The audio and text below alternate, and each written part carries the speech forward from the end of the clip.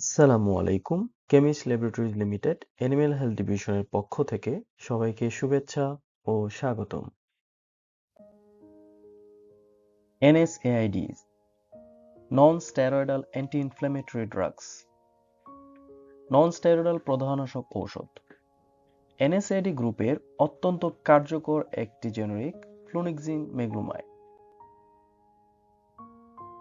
NSAID groups non-steroidal প্রদাহনাশক ঔষধগুলোকে সচরাচর ব্যথার ঔষধ বা ব্যথানাশক বলা হয়।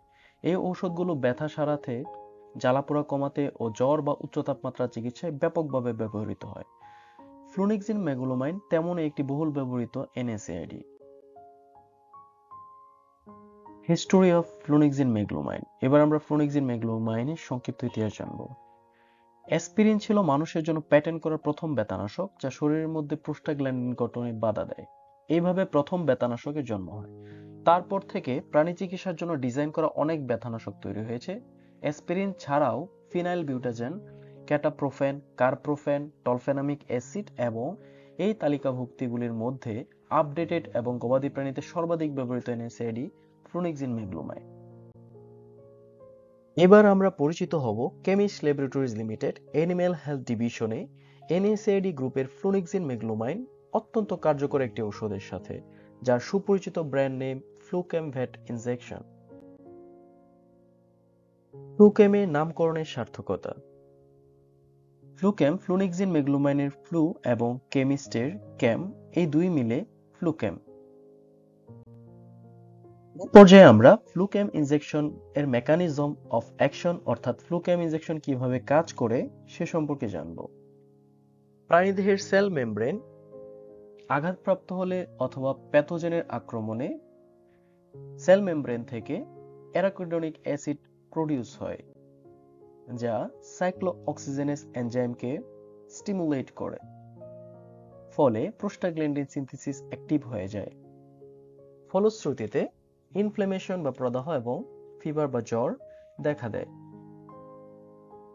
ফ্লুকেম ইনজেকশন প্রয়োগ করার ফলে সাইক্লোঅক্সিজেনেস এনজাইম রিলিজকে ইনহিবিট করে দেয়।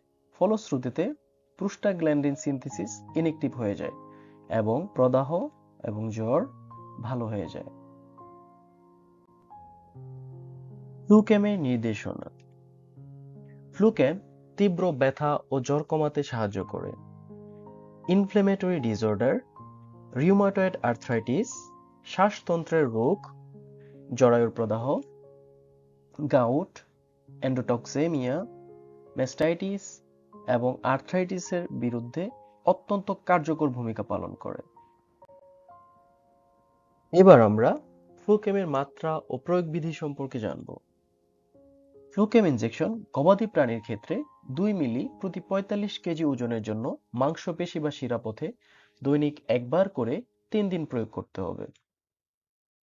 ফ্লুকেম ইনজেকশন বিড়ালের ক্ষেত্রে 0.5 মিলি প্রতি 25 কেজি ওজনের জন্য মাংসপেশি বা শিরাপথে দৈনিক একবার করে 3 দিন প্রয়োগ করতে হবে।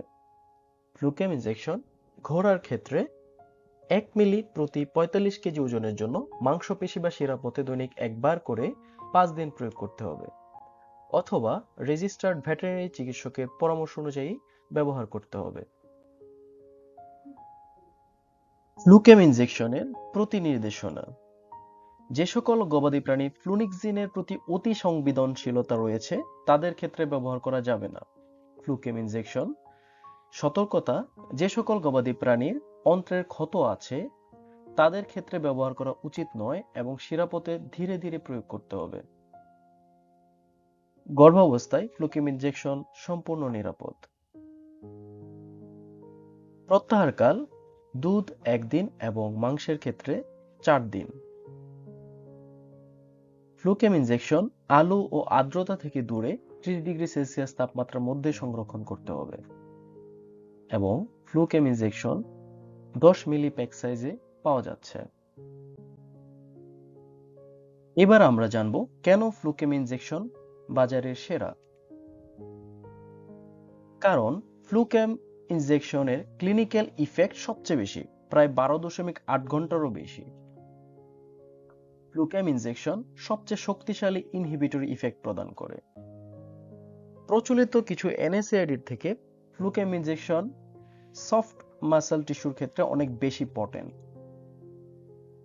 ফ্লুকেম ইনজেকশন ব্রিটিশ ফার্মাকোপিয়া অনুযায়ী এবং আইএসও ও জিএমপি এর সকল নির্দেশনা মেনে তৈরি করা হয়েছে। ফ্লুকেমের সাথে থাকার জন্য সবাইকে অনেক ধন্যবাদ।